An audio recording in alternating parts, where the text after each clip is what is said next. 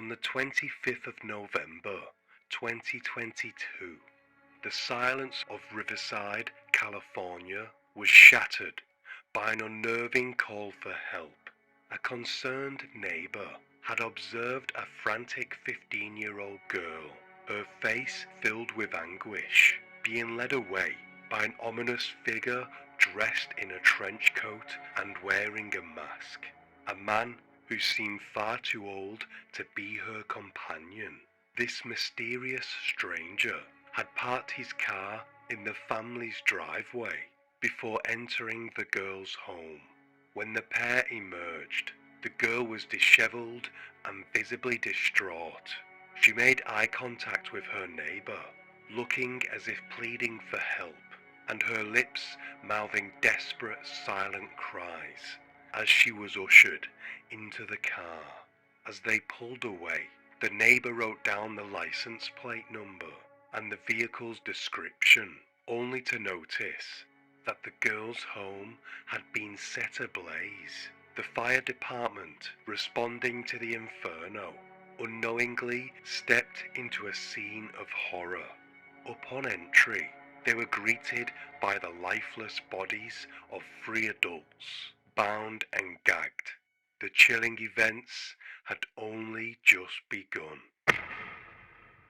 The license plate belonged to a man named Austin Lee Edwards, who was 28 years old. Here is a little bit about Austin's background. He grew up in Richlands, Virginia, attending high school, followed by jobs at Walmart and Lowe's. He told his friends of his determination to work hard and lift his family out of poverty. A few years later, in 2017, Austin decided to further his education at Southwest Virginia Community College. Despite not receiving any degrees or certifications, he embraced his passion for Comic-Con events and video games. Surprisingly, Austin had also worked as a trooper for the Virginia State Police in Henrico County. He began attending the police academy in July 2021, and by January 2022, he had successfully completed his training. When someone becomes a police officer, a thorough background check is conducted, and Austin appeared to pass all necessary evaluations without any issues. Nonetheless, on October 28, 2022, Austin decided to resign from the Virginia State Police. Shortly after, he secured a new position at the sheriff's office. Within just 3 weeks of starting his new job, he was assigned to patrol duty in Washington County, Virginia, where he continued to demonstrate his dedication and hard work. Austin appeared to be exploring various roles within the force, trying to find his way. During this period, the 28-year-old deputy state trooper began speaking to a 15-year-old girl who shall remain anonymous. She was online, thousands of miles away from where he was living and working in Washington County. He was posing as a 17-year-old boy. It is not clear what photos he used to portray his lie, but it very well could have been an app. But the 15-year-old Californian girl was excited. She thought she was talking to somebody around her age, a little bit older, and there's nothing strange about this, as all kids communicate this way. The relationship between the two had been consisting of exchanging phone calls, text messages, and online gaming. Austin's friends had stated that they knew he had an online girlfriend that was a few years younger than him. They would play Minecraft together, but at no point did they realize how young she was. During this time, Austin gained the girl's trust, and he was able to get her personal information, including where she lived. The conversations took a turn when she was asked to send him explicit photos. That is when she stopped communicating with him, and this is where the problems began. Although limited information is available about their relationship before the incident, we can gain some insight by examining one of Austin's previous relationships. Following his arrest, a 21-year-old woman recognized his image in the media and decided to share her story. She mentioned feeling sick upon seeing his face, as she hadn't seen him in years. In October 2014, they met on the website Omegle, a video chatting platform that connects users randomly. At the time, she was 13 years old and he was 20. They subsequently exchanged Skype handles and began communicating off the app the very next day. Their conversations quickly took a deviant turn, with Austin demanding explicit photos of her. The woman had nearly 4,000 messages, revealing that Austin consistently pressured her into sharing nude photos, even after learning her age. She eventually gave in to his demands. She also stated that Austin engaged in explicit acts on camera and he pushed her to undress, although she never complied to this. Additionally, she reported that he would use derogatory terms towards minority groups. In one message, Austin clearly acknowledged the girl's age, as the following exchange shows. "Did I tell you I went trick-or-treating?" Austin wrote on November 6, 2014. "I totally did. I'm 20. Me too," the girl wrote back. "I'm 13. Over the years, they conversed. Austin referred to the teenager as his girlfriend and routinely demanded nude photographs, threatening violence if she refused. This behavior led her to believe he was unstable. She also mentioned that during calls, he would display his knife and hatchet collection. One of these hatchets he would later use on the night of February 6th, 2016. On this night, Austin watched the Super Bowl with his father, Christopher.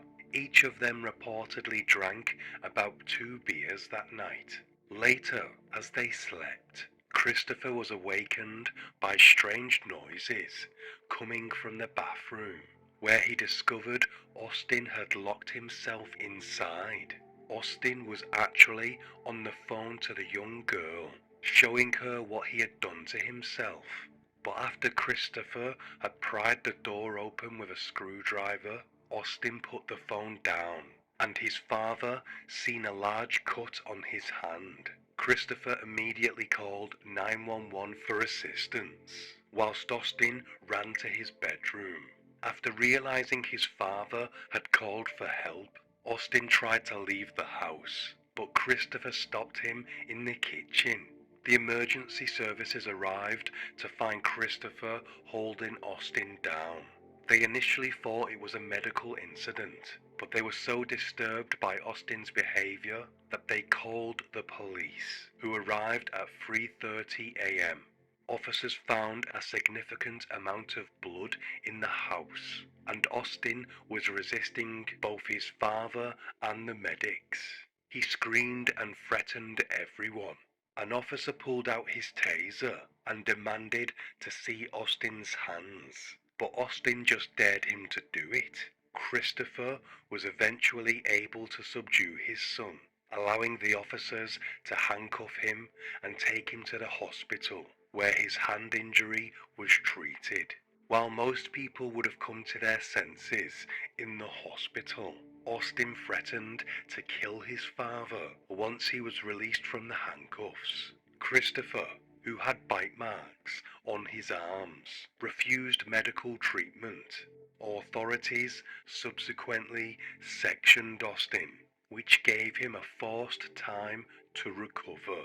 It was later deemed that Austin posed a substantial risk to himself or others and was incapable of protecting himself or meeting his basic needs. Christopher believed that Austin's violent outburst resulted from relationship issues, suspecting that his son and his girlfriend had recently broken up. He wasn't sectioned for so long and was soon released, and he was messaging the girl again, stating, "I'm trained to know what these people want to hear, so I can get out of those places pretty easily. I just tell them what I know they want to hear." The underage girl believes that she was the girlfriend that the future offender's father mentioned. According to her, Austin often shared his thoughts about harming himself with her, telling her she was the only person he had, and threatening to end himself if she ended their communication. At one point, he even told her she was his sole reason for living.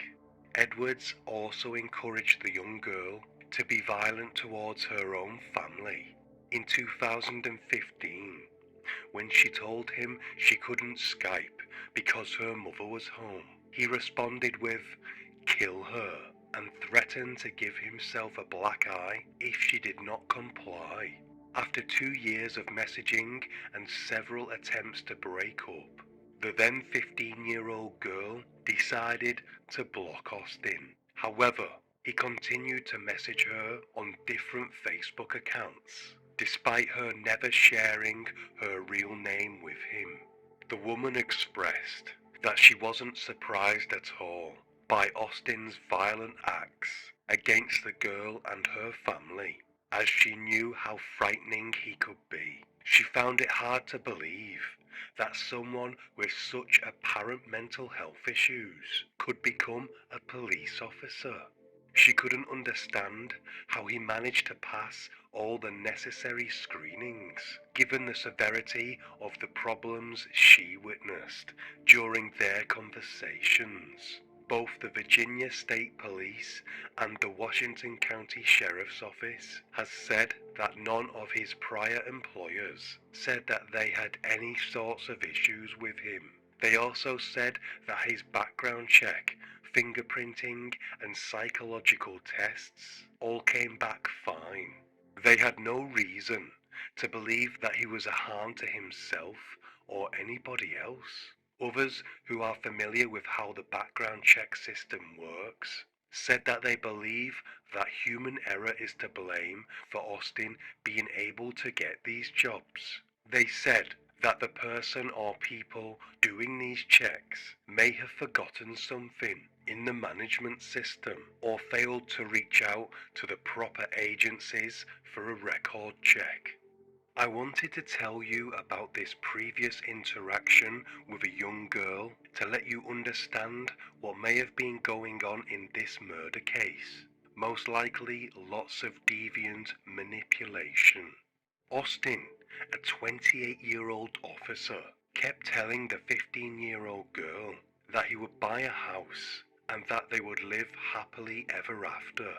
Although the girl agreed, she probably didn't take it seriously, as she thought she was talking to a boy roughly her age who was across the other side of the country. Nevertheless, on November 14th, less than 2 weeks before the incident, Austin purchased a home in the small rural town of Saltville, Virginia, for $79,000. The house had 2 bedrooms and 1 bathroom, and he said he bought it to be closer to friends and family. The seller found it odd that Austin specifically requested a video of the home's basement. He wasn't interested in the street or the rest of the house. He just wanted to know what the basement was like. That's pretty creepy. But the seller complied and the sale was quickly completed. And when Austin moved in, his odd behavior continued. He immediately blacked out all the windows in the house with window tint and blackout curtains. ensuring that nobody could see inside. The house was also obscured from the main road by another home, providing additional privacy. A friend of Austin's revealed that he had been discussing plans for the girl to move in with him on the phone, while friends noted that Austin had always valued his privacy. His recent actions seemed unusual. However, one neighbour who spoke to Austin found him quite normal and even felt reassured to have a police officer in the neighbourhood, considering his wife and young child were often home alone. These kind of reactions show that people are not instantly put off by Austin, and this is what's alarming, as he can be doing such odd things like blacking out his house, and yet some people are still not alarmed. As I mentioned earlier, Austin had the girl's address. Maybe it was a lesson learnt from not having the previous girl's real information. The girl lived in the house with her grandparents. 69-year-old Mark Wyneck, who, having spent years as a beloved soccer, baseball and softball coach, had a reputation for being helpful and humble. His selflessness extended beyond his professional life, as he was known in the neighbourhood for helping those in need. His wife, 65-year-old Sherry Wyneck, was known as a warm and nurturing figure. Her love for baking and spending quality time with her family, particularly during the festive season, spoke volumes about her caring nature. Her passion for family was mirrored in her daughter, 38-year-old Brooke, who also lived at the house. She was a dedicated single mother to her teenage daughter. One thing about this family is clear to me. It was extremely tight-knit. It seems that the relationship between the young girl and Austin took a drastic turn when he asked her to send him explicit photos of herself. When she refused and ceased communication, he reacted in an extreme and violent manner, similar to his behavior in 2016. Unable to accept the end of their online relationship, Austin embarked on a 2,600-mile journey, roughly 40 hours. Austin's reaction was extreme and alarming. His decision to drive such a long distance from Virginia to California demonstrates a level of obsession and determination, along with a complete disregard for boundaries and the law. It is deeply unsettling. But chillingly, up to 2 weeks before the attack even took place, there have been sightings of Austin's car in the neighbourhood. This is a tight community, so when an unknown car pulls up, it's noticed, and when it's there multiple times, it's not forgotten. This would suggest that he was staking out the area before he made his move. It seems like the family had a typical happy Thanksgiving, unaware of the looming danger. The girl's aunt, Michelle, came round with her husband. They made brownies together. She said, "If the brownies my mom made should be frosted with sprinkles or just left plain." It seems silly at the time, but that's a conversation and a debate that will forever resonate in my heart. Little did I know, on that day, that would be the last time that my husband and I would see my parents and my sister again. The next day, while we were out buying Christmas lights for our home, I received a phone call from my parents' neighbour of 22 years. They were best friends. They looked out for each other. She called to tell us that we needed to get there as soon as we could because my parents' house was on fire. This is the home that my sister and I grew up in since we were little. I couldn't get there fast enough. We left everything in the shopping cart at the store and took off. Another neighbour would later recount speaking to Austin just before the murders took place. Austin had parked his car in front of the neighbor's driveway and was watching the Wynek's house. Alarmed, the neighbor came out and told Austin that he cannot park there. Austin apologized and moved his car onto the Wynek's property. Austin disguised himself with a mask and trench coat, then infiltrated the property. He proceeded to bind and gag Mark, Sherry and Brooke before taking their lives. The exact details of this horrific act have not been disclosed, but the brutal manner in which he restrained them suggests a level of cruelty that is deeply unsettling. A neighbor who initially noticed the unfamiliar car later observed the 15-year-old girl heading towards the car, appearing as if she was on the brink of tears. The girl was barefoot and pantsless. The neighbor recalled making eye contact with her, sensing a plea for help, but no words were spoken. Promptly, the neighbor called the police. Austin, noticing the neighbor's concern, sped away with the young girl. Soon after, the police arrived to find the house ablaze.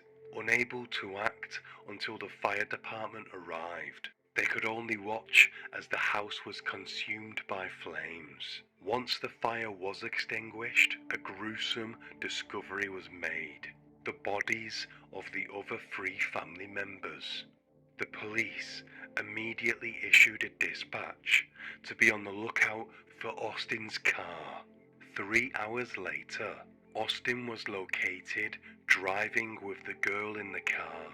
A police chase ensued, but law enforcement officers eventually managed to get him to pull over, and he was quickly surrounded. The terrified girl managed to escape from the car, running out, crying and screaming.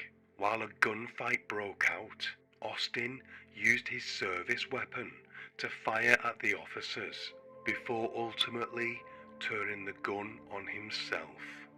The 15-year-old girl was taken into custody, deeply traumatized. She was cared for by specialists. She had lost her mother and her grandparents, all because she believed she was engaging in innocent online flirtation with a boy her age.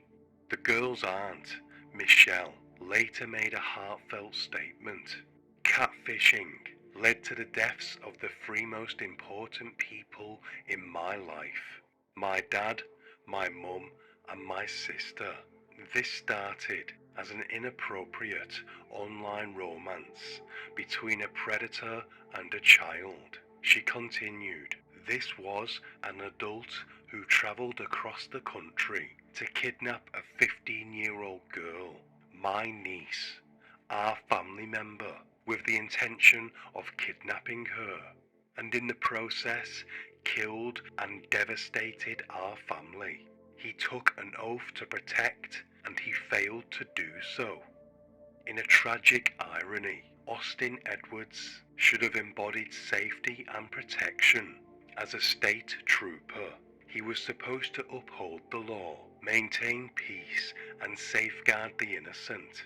Instead, he turned into the very danger he was sworn to protect against. If you enjoyed this video or found it helpful, please give it a thumbs up and share it with your friends. And don't forget to subscribe for more enlightening content like this.